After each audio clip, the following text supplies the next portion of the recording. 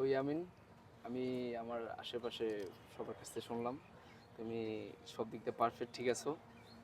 তো আমার ইউনিয়নে একটা কাজ দিতে চাচ্ছি আমি তোমাকে।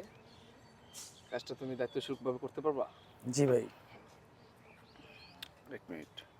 হ্যালো, হ্যাঁ ওই তুই তুই তুই ওদেরকে আনায়া তারপরে অফিসে বসায় তারপর আমি আসতেছি। রাখ, ওই মিটিং আছে। ঠিক আছে। তো তোমাকে আমি আমার ইউনিয়নের সেক্রেটারি দিচ্ছি। ঠিক আছে ভাই, আমার বন্ধুরা কিছু দিবেন না ভাই? ওরে হেড সভাপতি।